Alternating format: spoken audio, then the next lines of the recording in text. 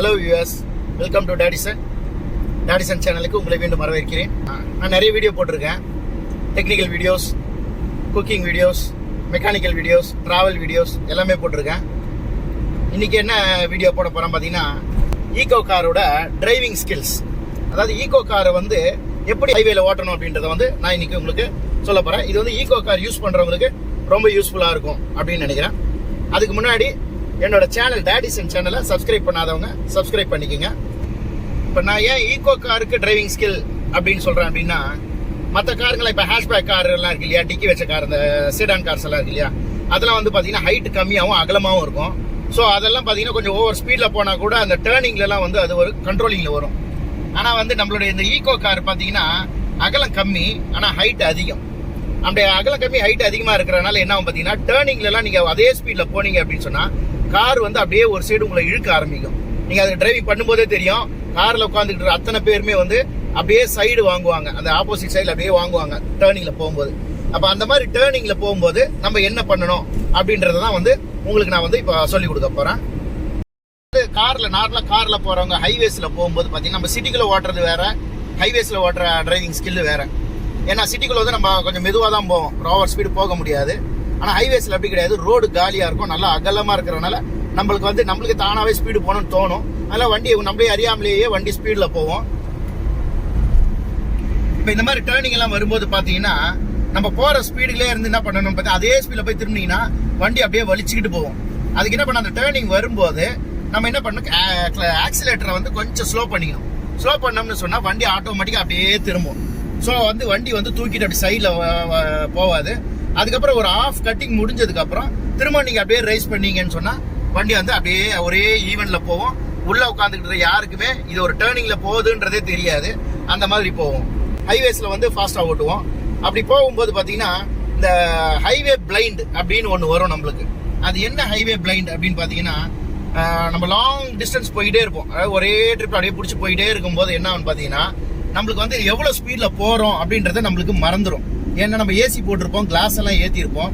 அப்படி ஏற்றி இருக்கும்போது பார்த்தீங்கன்னா, நம்ம என்ன ஸ்பீடில் வண்டியை ஓட்டிக்கிட்டு இருக்கோம் அப்படின்றது நம்மளுக்கு தெரியாமல் போயிடும். தெரியாமல் போகும்போது என்ன ஆகுதுன்னு பார்த்தீங்கன்னா, இப்போ நீங்கள் உதாரணத்துக்கு நீங்கள் நினச்சி 80ல் போகுதுன்னா, வண்டி பார்த்தீங்கன்னா ஒரு 100-120 போய்கிட்டு இருக்கோம். அப்போ பார்த்தீங்கன்னா முன்னாடி ஏதாவது ஒரு கிராசிங் வந்தது அப்படின்னு சொன்னால், அந்த கிராசிங்க்கு நம்ம குறிப்பிட்ட டிஸ்டன்ஸுக்கு முன்னாடியே வண்டியை ஸ்லோ பண்ணி ஆகணும். அப்போ அதுக்கு ஸ்லோ பண்ணி ஆகணும். நம்ம எவ்வளோ கிலோமீட்டர் ஸ்பீடில் போகிறோன்றது நம்மளுக்கு தெரிஞ்சால் தான் நம்ம அத்தனை டிஸ்டன்ஸுக்கு முன்னாடி நம்ம பிரேக்கை அப்ளை பண்ணுறதுக்கோ இல்லை ஆக்சிலேட்டரை கம்மி பண்ணி வண்டியை ஸ்லோ பண்ணுறதுக்கோ முடியும். அப்போ அதுக்கு என்னன்னு பார்த்தீங்கன்னா, ஹைவேஸ் இந்த ஹைவே பிளைண்டு அப்படின்வாங்க. அந்த ஹைவே பிளைண்ட் வராமல் இருக்கணும் அப்படின்னா நம்ம அடிக்கடி ஸ்பீடா மீட்டரை பார்த்துக்கிட்டே இருக்கணும். நம்ம என்ன ஸ்பீடில் போகிறோன்றது நம்மளுக்கு கவனத்தில் இருக்கணும். அதனால எப்பவுமே ஹைவேஸில் காரை ஓட்டும் போது அடிக்கடி உங்களுடைய ஸ்பீடா மீட்டரை செக் பண்ணிக்கோங்க. ஓவர் ஸ்பீடு தாண்டி போச்சுன்னா அதை கண்ட்ரோல் பண்ணி இறக்கிக்கோங்க. ஓவர் ஸ்பீடில் ஈகோ காரில் போக முடியாது. ஏன்னா இது ஹைட் அதிகமாக இருக்கிற காருன்றனால டேர்னிங் எல்லாம் வந்ததுன்னா ரொம்ப ரிஸ்க் ஆகிடும். அதே போல் டேர்னிங் வருதுன்னு தெரிஞ்சாலே முன்கூட்டியே உங்களுடைய வாகனத்தை ஸ்லோ பண்ணிக்கோங்க. ஸ்லோ பண்ணிக்கிட்டா தான் அந்த டேர்னிங் கிட்ட வரும்போது உங்களால் அதை கண்ட்ரோல் பண்ண முடியும். நீங்கள் கிட்ட போய் பிரேக் அடிச்சிக்கலாம், ஸ்லோ பண்ணிக்கலாம், பிரேக் அடிச்சு அப்ளை பண்ணி ஸ்லோ பண்ணிக்கலாம்னு நினச்சிங்கன்னா, கிட்ட அந்த டேர்னிங்கில் போயிட்டு பிரேக் அப்ளை பண்ணீங்க அப்படின்னா வண்டி ஆட்டோமேட்டிக்காக இழுக்க ஆரம்பிச்சிடும் ஒரு சைடில். அதே விபத்துக்கே ஆகிறதுக்கு கூட வாய்ப்பாயிடும். அதனால எந்த காரணத்தை கொண்டும் கிட்ட போய் பிரேக் அடிச்சுக்கலாம் அப்படின்ற அந்த நினைப்பை மட்டும் வைக்காதீங்க. தூரம் இருந்து, ஏன்னா நீங்கள் போகிற ஸ்பீடு அந்த மாதிரி இருக்கும், 100-120 போயிட்டு இருப்பீங்க. தூரம் இருந்து அந்த ஸ்பீடு கண்ட்ரோலை நீங்கள் பண்ணிக்கோங்க.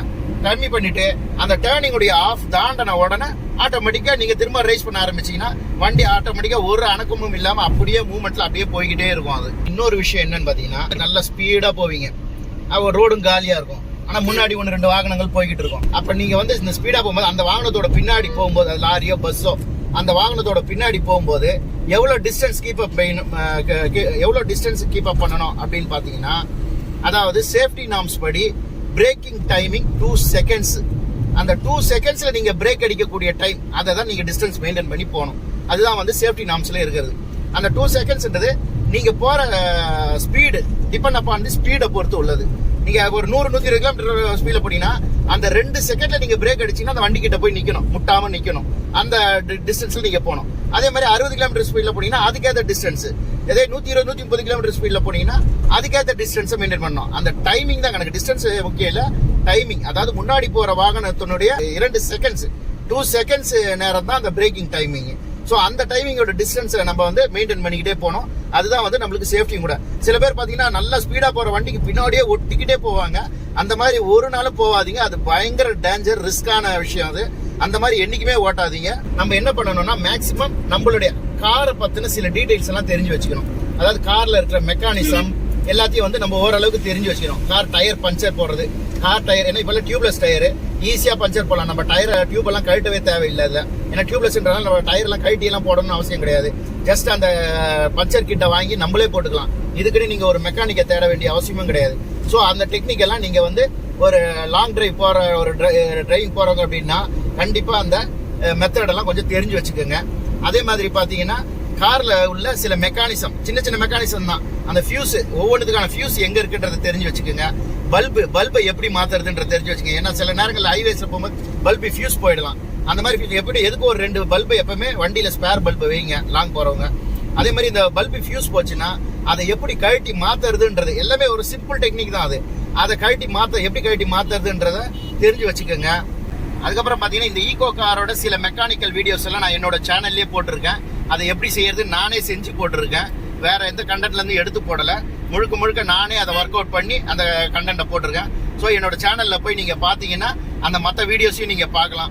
எப்படி ஸ்டெப்னி டயரை கழட்டி மாத்துறதுன்ற வீடியோ போட்டிருக்கேன். இதோடைய ஜாக்கை யூஸ் பண்ணி டயரை கழட்டி மாத்துறது அப்படின்றத போட்டிருக்கேன். அந்த ஜாக்கை எந்த இடத்துல வச்சு அப் பண்ணணும் அப்படின்றதையும் வீடியோ போட்டிருக்கேன். அந்த வீடியோ எல்லாம் வந்து நீங்க என்னோட சேனல்ல போனீங்கன்னா பார்க்கலாம். இந்த மாதிரி நிறைய வீடியோஸ் வந்து என்னோட சேனல்ல நான் போட்டிருக்கேன். என் சேனலை சப்ஸ்கிரைப் பண்ணாதவங்க சப்ஸ்கிரைப் பண்ணிக்கோங்க. அதே மாதிரி மேலே இருக்கிற பெல் பட்டனையும் அழுத்தி விட்டுருங்க. அப்போ வந்து நான் அனுப்புற எல்லா வீடியோஸும் உங்களுக்கு வரும், அப்டேட்டா வரும். இன்னும் நிறைய mechanical technical videos, travel videos எல்லாமே போட்டுட்டு இருப்பேன். அந்த வீடியோ எல்லாம் பாருங்க. பார்த்து எல்லா வீடியோமே உங்களுக்கு யூஸ்ஃபுல்லான வீடியோஸா போடணும், தவிர இந்த போர் அடிக்கிற வீடியோஸா எதுவுமே இருக்காது. எல்லாமே ஒவ்வொருத்தருக்கும் யூஸ். அதாவது ஃபர்ஸ்ட் புதுசா கார் வாங்குறவங்களுக்கு எல்லாம் வந்து இது ஒரு யூஸ்ஃபுல்லா இருக்கும். இந்த ஈகோ காரோட யூசர் ரிவ்யூ, மைலேஜ், இதோட பெர்ஃபார்மன்ஸ், இதை பத்தி எல்லாம் வந்து நான் இன்னொரு வீடியோல போடுறேன். அந்த வீடியோவை கண்டிப்பா மறக்காம பாருங்க. இந்த வீடியோ பிடிச்சிருந்ததுன்னா லைக் பண்ணுங்க, ஷேர் பண்ணுங்க, கமெண்ட் பண்ணுங்க. மறக்காம டாடிசன் சேனலுக்கு சப்ஸ்கிரைப் பண்ணிடுங்க.